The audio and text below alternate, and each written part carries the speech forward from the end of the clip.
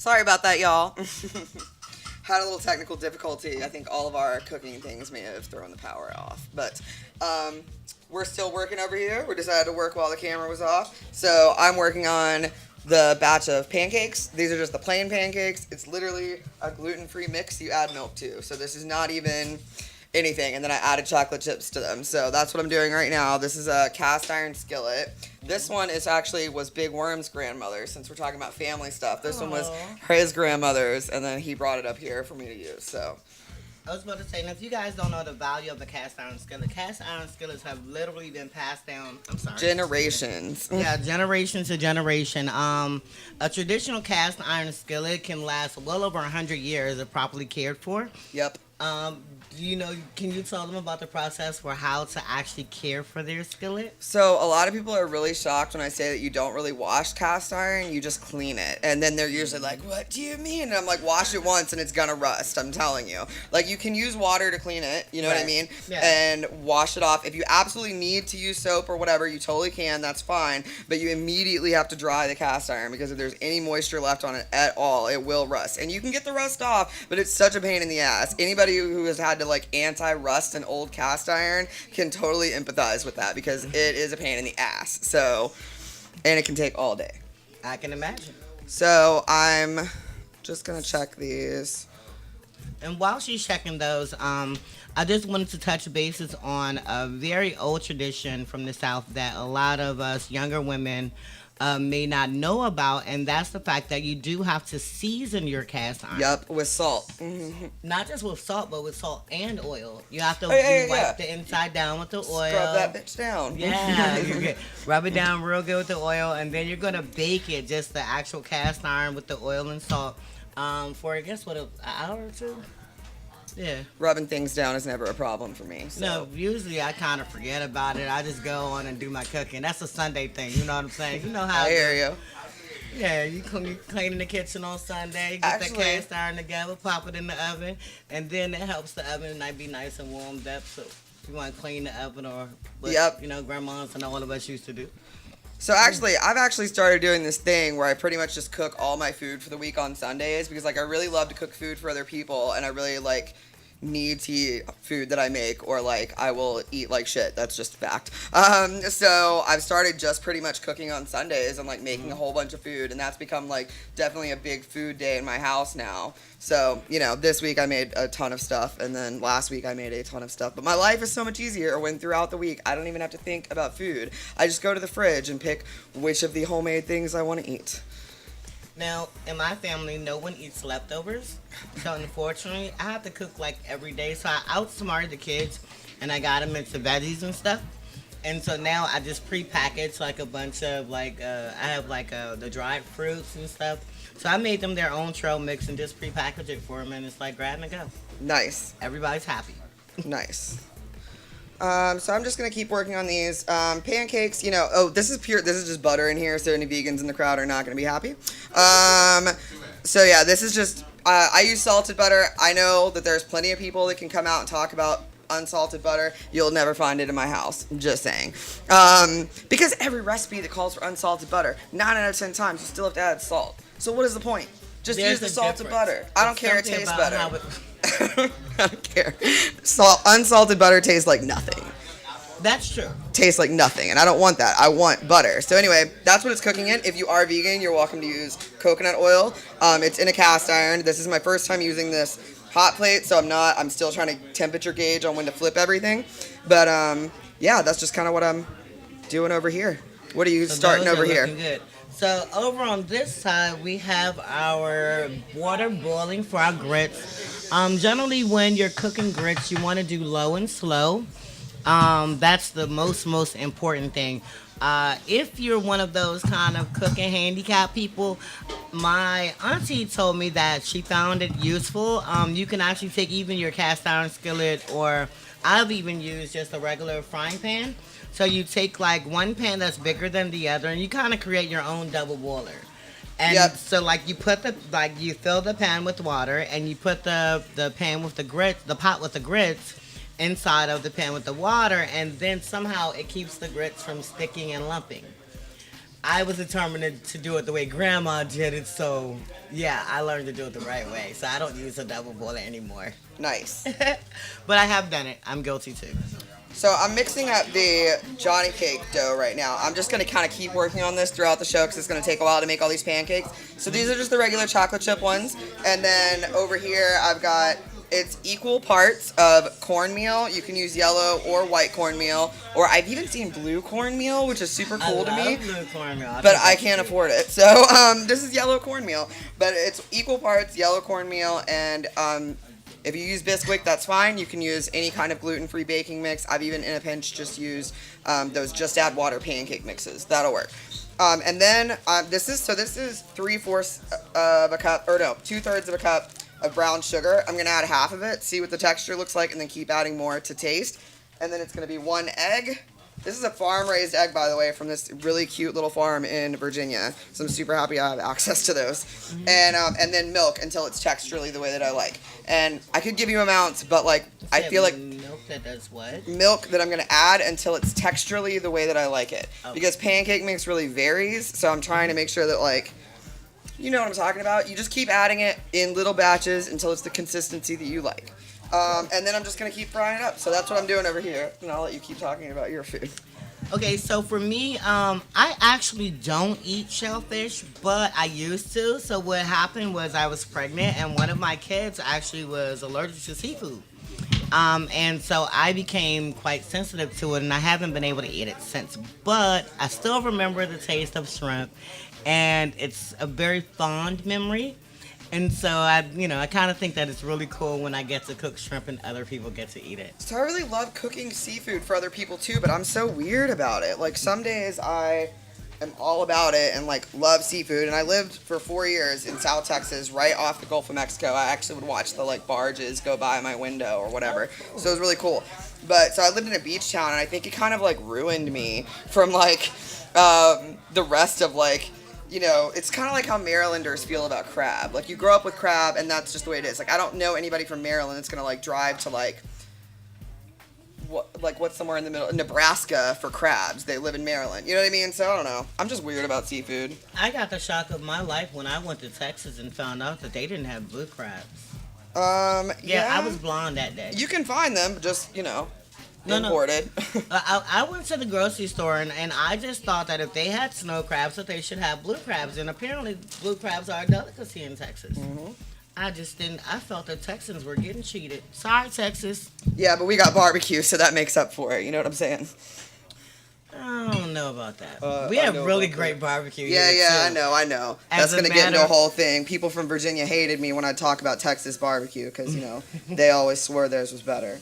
As a matter of fact, if you want to come and check out some really great barbecue, we are having the Candid Carnival this weekend, aren't we? With Crank Lucas. On Friday, yeah. That's going to be super cool. It's totally free entry. There's going to be giveaways and games and infused food and non-infused food and all sorts of fun stuff. And, of course, great barbecue. Yep. Miss Thankless will be on the grill. We got Eddie Yummy on the grill. Miss Princess P is bringing in some specialty items. So, yes, definitely come out, have some fun, grab some sun, and have a ball with us. The bottom one. Thank you. I'm sorry. Sorry for the interruption. Oh, you're cool. So, yeah, so that's the carnival on Friday at Listen Vision, 12 p.m. to 10 p.m. And come meet and greet all your favorite people. What kind of food are you going to have, Miss Dankness? So I'm actually going to be doing a pulled pork North Carolina style. Very cool. Shout out to Miss Wilhelmina. I'll be using her recipe. Old Southern sister that helped raise me through the years. It takes a village to raise a child. So shout out to Wilhelmina Malone. Very cool. So I'm going to have some baked beans. And then I'm going to have a few other secrets that I can't say on air, but if you want to find out what, I've partnered up with Juan Deuce from A Dank Look in the City. Watch his show on Thursday at 10 p.m. and find out what we're doing. Well, alrighty then. I'll be looking forward to it. And I don't know what else I'll be doing. I'm always kind of coming up with something crazy. I have a secret that I'll be unveiling for Friday that no one will know about. You literally will have to come to find out about it. I'm not even sure we're going to release pictures. Like, it just may be like a secret secret. You know? Very cool.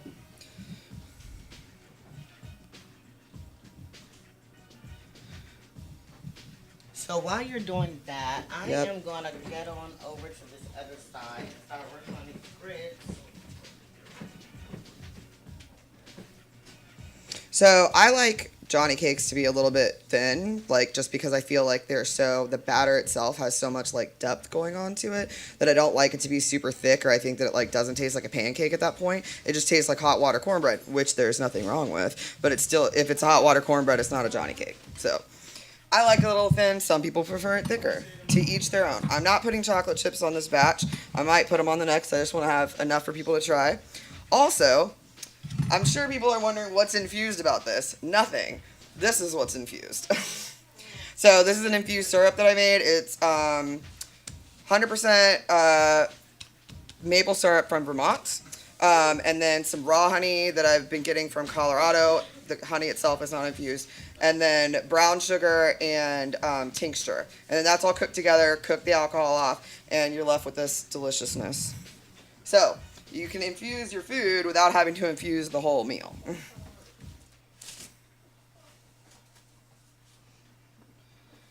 I think Miss Dankness is going to go grab grits and things. This is what happens when you have a bunch of stoners in one building, so, you know. I'm back.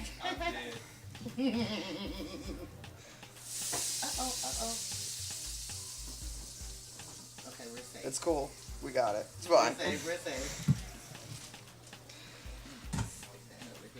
So, here I have about 3 cups of boiling water that we've added about 2 teaspoons of salt to.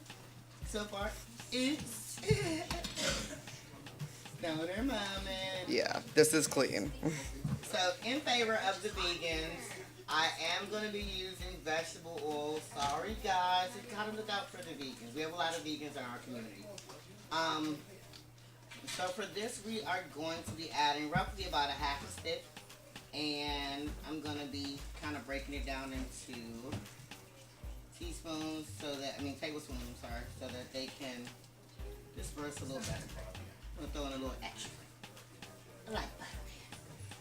I'm happy to grill with it. It's good. It's good for you. It's really good. I hear you. So did you learn? I know you've told me that you really started doing your Betty Crocker thing after your daughter was born, but did your grandmother teach you a lot of food things growing up? She did. The thing was, like, I learned a lot. Right. I just didn't really get to. You didn't really get it. I hear you. You know what I mean? I hear you. And so, yeah, actually, like, when I was like 14 and 15, I would be in the kitchen. So we had a garden in Right. the family. Yeah, same. Yeah, so we grew like watermelons and field peas and things like that.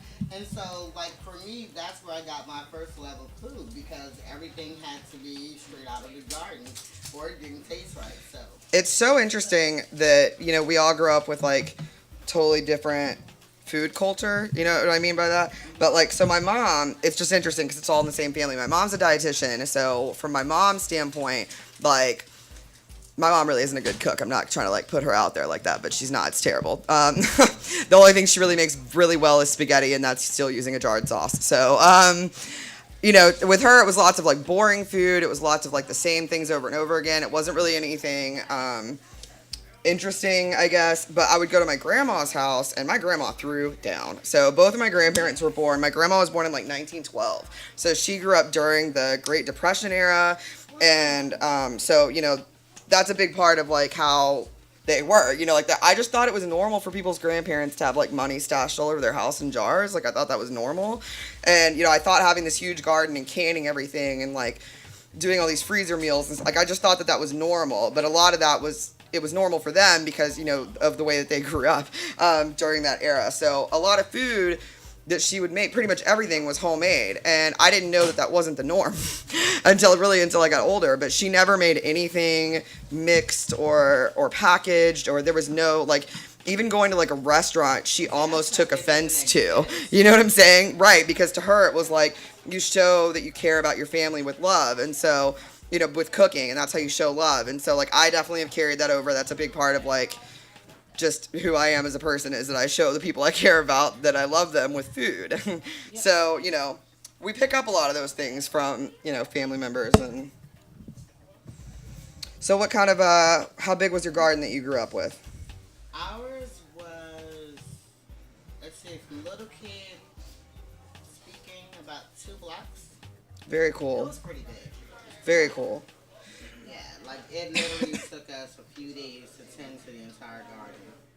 So that was pretty cool because we ended up sharing like a lot of our food with the people in the community. Right.